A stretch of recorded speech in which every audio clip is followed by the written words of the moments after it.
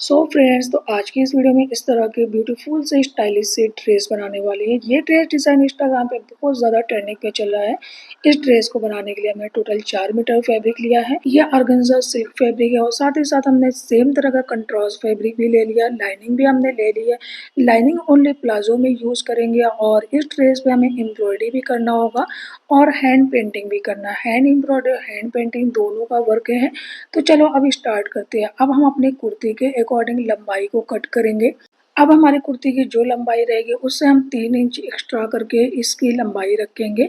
लंबाई में हमने डबल लिया, अब चौड़ाई में भी हमने कपड़े को डबल फोल्ड कर लिया है।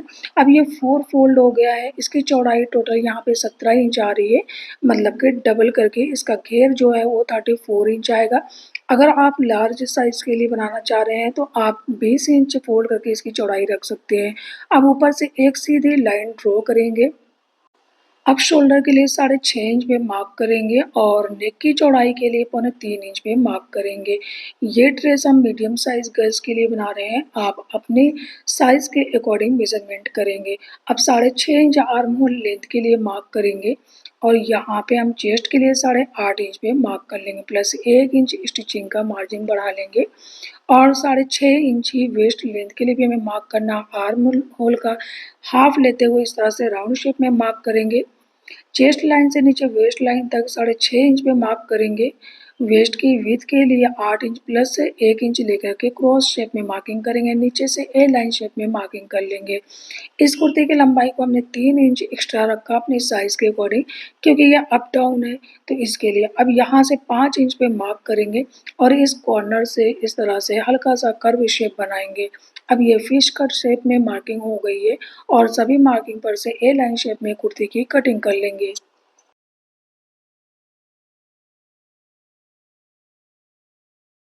तो फ्रंट और बैक दोनों पार्ट में हम इस तरह से अप डाउन कट करेंगे। ये फिश कट पैटर्न है।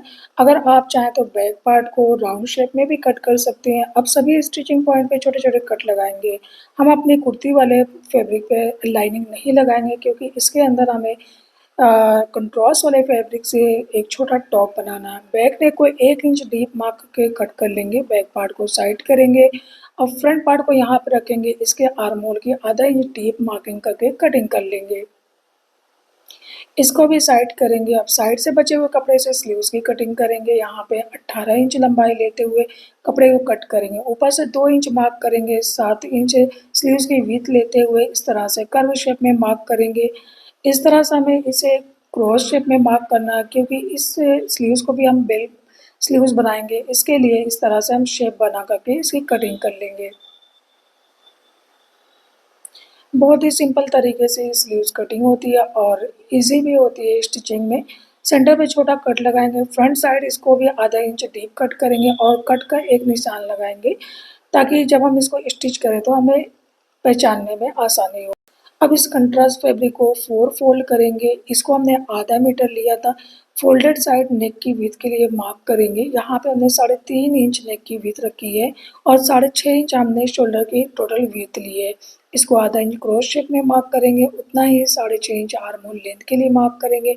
8.5 इंच चेस्ट की विड्थ के लिए मार्क करेंगे। राउंड शेप में आर्म होल की मार्किंग करेंगे।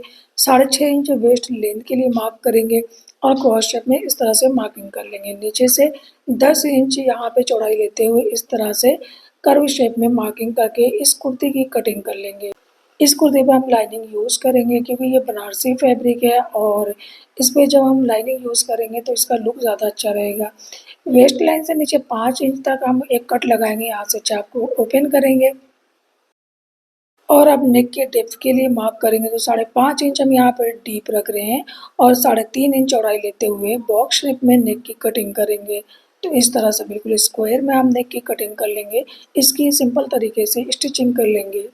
अब ऊपर वाले मेन पार्ट के लिए नेक की कटिंग करना है, तो हमने कपड़े को फ्यूजिंग कर लिया है। यहाँ पे इस कपड़े की लंबाई और चौड़ाई चेक कर लेते हैं। 14 इंच हमने इसको लंबाई में रखा है। अभी 11 इंच पे एक मार्क करेंगे और 3 इंच पे एक और मार्क करेंगे। और नेक की जो हमारी चौड़ाई है 3.25 इंच उस पे मार्क करके इस तरह से राउंड शेप में मार्किंग कर लेंगे। अब हमें नेक का शेप इस तरह से बनाना है तो 3 इंच चौड़ाई लेते हुए मार्क करेंगे और इस कॉर्नर से गोलाई देते हुए नीचे तक इस तरह से हमें गोलाई दे लेना है। तो ये शेप हमें अच्छी तरह से बना लेना है। अब इस मार्किंग पर से कटिंग करेंगे। तो हमने जो नीचे वाला राउंड शेप है उसकी चौड़ाई 3 इंच रखी है, इस बात का आपको ध्यान देना है, उससे ज़्यादा चौड़ा हमें नहीं रखना है। अब इस पार्ट को इसके ऊपर रखकर अच्छी तरह से चेक कर लेंगे, ये बिल्कुल परफेक्ट है। अब 1-1 इंच की चौड़ाई लेते हुए हम साइड-साइड से इसको मार्क करके कट कर लेंगे। एक बराबर जब हम इसकी मार्किंग करेंगे तो इसकी फिनिशिंग ज़्यादा अच्छी आएगी। इस तरह से हम 1-1 इंच पे डॉट-डॉट मार्क करके इसकी लाइनिंग बना लेंगे और इस लाइन पर से कटिंग कर लेंगे। अब आप देख सकते हैं कितनी परफेक्ट तरीके से हमारा ये नेक पैटर्न कट हो गया है। इसको हम अपने मेन फैब्रिक पर रखेंगे और पहले अच्छी तरह से पिन अप कर लेंगे। अब इसके बराबर नीचे वाले फैब्रिक पर से कटिंग कर लेंगे। अब अपनी इस पट्टी को हम साइड-साइड से फ़ोल्ड करेंगे, तो एक बराबर हमने इसको फ़ोल्ड कर लिया है, कहीं भी हमें कम-ज़्यादा नहीं करना है। नीचे सेंटर पे पहले पिन अप करेंगे दोनों कपड़े को लेते हुए और एक पैर का मार्जिन लेते हुए इसे हमें स्टिच करना है। हमें मार्जिन ज़्यादा नहीं लेना है, बहुत ही थोड़ा मार्जिन लेकर के इसको स्टिच करना है। जब हम कम मार्जिन लेकर के स्टिच करते हैं कर्व वाली जगह पे या नेक पैटर्न को तो इसकी फिनिशिंग ज़्यादा अच्छी आती है। अब सभी जगह पे छोटे-छोटे कट लगाएँगे, कट इस तरह से लगाएँ कि ये स्टिच कटने ना पाए, तो इस तरह से कट लगा लेंगे। अब इसको राइट साइड टर्न करेंगे और इसके ऊपर एक टॉप स्टिच करेंगे, तो टॉप स्टिच हमें पट्टी वाली साइड करना है, हमें मेन फैब्रिक पे टॉप स्टिच नहीं करना है। मार्जिन को हम नीचे की तरफ फ़ोल्ड करेंगे और टॉप स्टिच करके इसको कंप्लीट कर लेंगे। अब इसको आयरन करेंगे। अच्छी तरह से आयरन कर लेने के बाद ऊपर वाला जो ये स्पेस हमने ओपन रहने दिया है, इसको जॉइन करके स्टिच कर लेंगे। ऊपर से हमने इसको स्टिच कर लिया है, ये जॉइंट हो गया है। अब इसके ऊपर इसको रखेंगे, ये बिल्कुल अच्छे से फिनिशिंग से रेडी हो गया है। अब इस पर एम्ब्रॉयडरी करने के लिए, पेंटिंग करने के लिए हमें डिज़ाइनिंग करना है, तो एक पेपर लेंगे, पेपर के ऊपर अपने मेन फैब्रिक को रखेंगे, इस नेक पैटर्न के बराबर हम पेपर पे मार्किंग कर लेंगे। अब ये मार्किंग हम बहुत ही फिनिशिंग से करेंगे, हमारा नेक हिलना नहीं चाहिए, बिल्कुल एग्ज़ैक्ट तरीके से हमें इस पर मार्किंग कर लेना है, तो ही अच्छे तरीके से हम इस पे डिज़ाइनिंग कर सकेंगे। तो इस तरह से हमने मार्किंग कर ली है। अब इस पर हम ये वाला पैटर्न ड्रॉ करेंगे, तो यहाँ पे हम पहले एक फ्लावर बनाएँगे।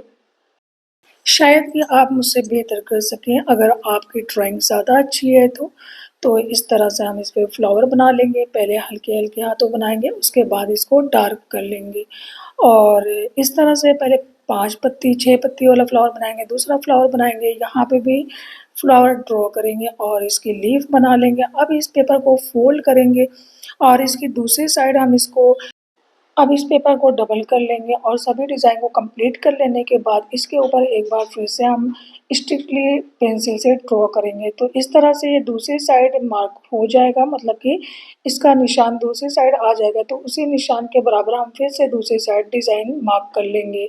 तो इस तरह से हम इसको डिज़ाइन कर सकते हैं। अब इसको ओपन करेंगे तो इस साइड जो हमने सभी फ्लावर को फिर से दोबारा से स्केच किया है, तो उसकी वजह से इधर प्रिंट हो गया है। अब हम इस तरफ से आसानी से डिज़ाइन कर सकते हैं। इसको कंप्लीट कर लेने के बाद मेन फैब्रिक इसके ऊपर रखेंगे और सभी फ्लावर और सभी पत्ती को हम डार्क मार्क कर लेंगे। इस तरह से अपर वाले फैब्रिक से जो हमारी इसकी मार्किंग दिखेगी तो उस पर हम अच्छे तरीके से ड्रॉ कर लेंगे। अब आप देख सकते हैं इसको जब हम यहाँ पर रखेंगे, नीचे वाली सारी डिज़ाइन ऊपर दिख रही है, तो इसके ऊपर हम फिर से पेंसिल से मार्क कर लेंगे, तो ये बहुत ही आसानी से हमारी डिज़ाइन इस पे प्रिंट हो जाएगी। अगर हम मेन फैब्रिक पर डायरेक्ट डिज़ाइन मार्क करेंगे तो वो सही से नहीं हो पाएगा काम, इसके लिए हमने पहले पेपर पे इसको डिज़ाइन कर लिया है। इस ड्रेस को बनाने में काफ़ी टाइम लगा, 2 से 3 दिन प्रोसेस करने से हमारी ये ड्रेस रेडी हुई है। तो आप लोग वीडियो में एंड तक बने रहें और अगर अब तक चैनल को सब्सक्राइब नहीं किया तो सब्सक्राइब कर लें और वीडियो को लाइक करना आप लोग एंड में शायद भूल जाते हैं, तो आपसे रिक्वेस्ट है आप लोग वीडियो को लाइक कर दिया करें और कमेंट्स भी कर दिया करें। तो आप सभी फ्लावर को पहले पर्पल कलर से पेंट कर लेंगे, तो ये पर्पल कलर हमने वाइट, ब्लू और रेड कलर को मिक्स करके बनाया है। कलर बनाने का प्रोसेस हमने आपको नहीं दिखाया है, रेड, व्हाइट, ब्लू करके हमने ये कलर रेडी किया है। तो इस तरह से सिंपल तरीके से सभी फ्लावर को पेंट कर लेंगे। उसके बाद सभी लीफ को हम ग्रीन कलर से पेंट करेंगे और ग्रीन कलर जो हमारे पास था वो मेन कॉमन कलर था, तो इसके लिए उसको डार्क करने के लिए हमने ग्रीन में येलो मिलाया और उसको माशी कलर बना लिया। पेंटिंग कंप्लीट हो जाने के बाद इसको पहले ड्राई करेंगे और फिर इसके ऊपर हम कटदाने से एम्ब्रॉयडरी करेंगे। तो 2 पाउच हमने कटदाना ले लिया गोल्डन कलर का और हमने गोल्डन कलर का तिल्ला थ्रेड लिया है। तो इससे हम बिल्कुल सीधी-सीधी जैसे बखिया की जाती है उस तरह से हमें एक-एक कटदाना लेना है और इसको आगे-आगे हमें स्टिच करते जाना है। इस तरह से बिल्कुल सिंपल वे में हमें इसको इस कटदाने को इसके ऊपर अटैच करेंगे, बिल्कुल फ्लावर के किनारे-किनारे से हर लीफ पर हम साइड-साइड से कटदाने को अटैच कर लेंगे। और जिस तरह से सीधी बखिया होती है, इस तरह से हम कटदाने को इसमें आगे-आगे स्टेप बाय स्टेप अटैच करते जाएँगे। इस पे हम क्रोशिया वर्क नहीं कर रहे हैं क्योंकि हमें क्रोशिया वर्क नहीं आता है। तो अब हम इसको कंप्लीट कर लेंगे, उसके बाद अपनी कुर्ती की स्टिचिंग करेंगे।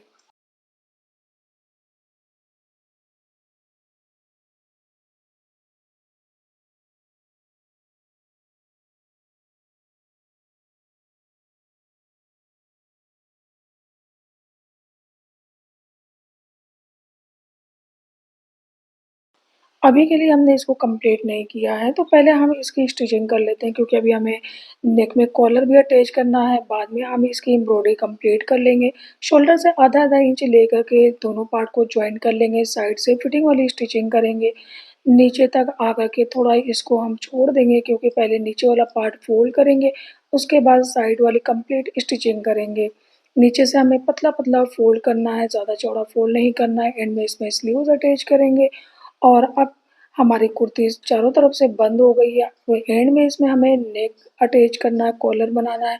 अब पहले नेक की मेज़रमेंट करेंगे, तो नेक को इस तरह से डबल फ़ोल्ड करेंगे और इस तरह से इसको इसकी मेज़रमेंट करेंगे। तो तकरीबन 7 इंच इसकी चौड़ाई आ रही है, इसको डबल करके मतलब 14 इंच का हमें कॉलर रेडी करना है। तो हमने ये पेपर ले लिया है, ये फ्यूज़िंग पेपर है और एक साइड से इसको सीधी लाइन ड्रॉ कर लेंगे और फ़ोल्डेड साइड से 3 इंच पे मार्क करेंगे। पेपर की लंबाई हमने 14 इंच रखी थी, तो इस तरह से अब इस कॉर्नर पे 1 इंच पे मार्क करेंगे और इस पॉइंट से इस पॉइंट तक राउंड शेप में मार्किंग कर लेंगे और 1-1 इंच चौड़ाई के लिए हम यहाँ पे मार्क करेंगे, क्योंकि कॉलर को हमें 1 इंच चौड़ा रखना है। अब इस पे भी पूरी मार्किंग कर लेंगे और एक बार फिर से मेज़रमेंट करेंगे तो 7 इंच पे आके यहाँ पे मार्क करेंगे और इस तरह से क्रॉस शेप में इस साइड मार्किंग करके इस कॉलर की कटिंग कर लेंगे। और इस कॉर्नर पे थोड़ा राउंड शेप बना लेंगे क्योंकि राउंड शेप रहता है तो कॉलर की फिनिशिंग ज़्यादा अच्छी लगती है और इस राउंड शेप पे कटिंग कर लेंगे। अब इसको कपड़े पे पेस्ट करेंगे, तो हमने डबल कपड़ा लेना है, ऊपर वाला जो पेपर वाला है उसको हमने फ़ोल्ड करके आयरन करके पेस्ट कर लिया है और नीचे वाले कपड़े पे हमने आधा-आधा इंच स्टिचिंग का मार्जिन छोड़ा है। अब एक साइड से इसको स्टिच करेंगे और एक्स्ट्रा पार्ट को कट कर लेंगे। थोड़ा ही मार्जिन हमें यहाँ पे छोड़ के कट करना है। अब सभी जगह पे छोटे-छोटे कट लगाएँगे, कर्व वाली जगह पे ख़ासकर कट लगाएँगे। राइट साइड टर्न करेंगे, आयरन कर लेंगे। अच्छी तरह से आयरन कर लेने के बाद ऊपर वाले पार्ट के बराबर हम नीचे वाला जो मार्जिन छोड़ा था, उस पे मार्किंग कर लेंगे। इस तरह से मार्किंग कर लेने से बिल्कुल मार्किंग पर से हम जब स्टिचिंग करते हैं तो इसकी फिनिशिंग ज़्यादा अच्छी आती है। सेंटर पे एक मार्क करेंगे, ऊपर और नीचे दोनों लेयर पे। अब इसको रॉन्ग साइड से अटैच करना स्टार्ट करेंगे तो नेक के बिल्कुल सेंटर से कॉलर के सेंटर को मैच करेंगे और एक साइड से इसको अटैच करना स्टार्ट करेंगे। अब जो पहले हमने मार्किंग करी थी, उसी मार्किंग पर से इसको हम नेक पर अटैच करेंगे। इस तरह से बिल्कुल बराबर तरीके से ये अटैच हो जाता है और अब राइट साइड टर्न करके इसके ऊपर टॉप स्टिच करना है। तो ये टॉप स्टिच हम सेंटर से स्टार्ट करेंगे इस तरह से दोनों साइड बिल्कुल बराबर और फिनिशिंग से रेडी होगा। कहीं से भी ये छोल नहीं आएगा और जब हम इस कॉर्नर पे आएँगे तो राउंड शेप जहाँ हमारा वहाँ पे धीरे-धीरे हमें स्टिच करना है। अब इस तरह से इसकी कंप्लीट स्टिचिंग हो गई है। कुर्ती की कंप्लीट स्टिचिंग कर लेने के बाद एंड में इसमें इसके बॉटम में ये लटकन अटैच करेंगे। इसको हमने राउंड शेप में कट करके आयरन करके रेडी कर लिया और ये गोल्डन मोती भी हमने लिए। इस मोती के सहारे से हम इस लटकन को अटैच करेंगे। अब इस लटकन को अटैच करने का आइडिया हम बता देते हैं। धागे को बिल्कुल हमें कॉर्नर पे अटैच करना है और इस मोती को एक बार धागे के अंदर इंसर्ट करेंगे और लटकन के बिल्कुल कॉर्नर पे सुई को टक करेंगे और फिर वापस से सुई को मोती में टर्न करेंगे और फिर दोबारा हम कपड़े में टक करेंगे, कपड़े से फिर दोबारा हम मोती में डालेंगे और फिर लटकन में टक करेंगे, उसके बाद वापस फिर से मोती में डाल कर के कपड़े में टक करेंगे। इस तरह से ये मज़बूती से इसमें अटैच भी हो जाएगा और जब ये मोती के सहारे लटकन लटकेगी तो इसकी फिनिशिंग ज़्यादा अच्छी लगेगी। इस तरह से हम हर लटकन को इस पे अटैच कर लेंगे और 5-5 इंच की दूरी पे, 4 इंच की दूरी पे आप इसे अटैच कर सकते हैं। इस तरह से धागे को नीचे से ऊपर निकालेंगे और फिर आप बिल्कुल कॉर्नर पे सुई को टक करके धागे को बाहर निकालेंगे। एक मोती लेंगे और लटकन को बिल्कुल पॉइंट से हमें टक करना है। वापस सुई मोती में डालेंगे और फिर इसको कपड़े में टक कर लेंगे। इस तरह से 2 बार 3 बार करके मोती लटकन को अच्छे से अटैच कर लेंगे। अब आप देख सकते हैं सभी लटकन को हमने इसके बॉटम में अटैच कर लिया है। सो फ्रेंड्स, तो अब आप लोग देख सकते हैं बिल्कुल सेम पैटर्न से हमने ये कुर्ती बना कर के रेडी कर ली है। और इस कुर्ती को बनाने में हमें काफ़ी टाइम लगा है और मेहनत भी लगी है, लेकिन ये बनी भी बहुत ही अच्छी है। पार्टी वियर जैसी ये कुर्ती ड्रेस बन के रेडी हुआ है। आई होप कि आपको हमारा ये आइडिया ज़रूर पसंद आया होगा और अगर हमारी वीडियो आपको हेल्पफुल लगती है तो हमें कमेंट्स करके ज़रूर बताइएगा। वीडियो को लाइक और शेयर करना बिल्कुल ना भूलिएगा। हमारी वीडियो के ऊपर साइड में एक छोटा बैग बना, उस बैग को क्लिक करके आप इस तरह के ड्रेसेस और कुर्ती वगैरह को परचेज़ कर सकते हैं। So thank you for watching this video. मिलते हैं नेक्स्ट वीडियो में कुछ नए डिज़ाइन के साथ। तब तक के लिए अल्लाह हाफ़िज़।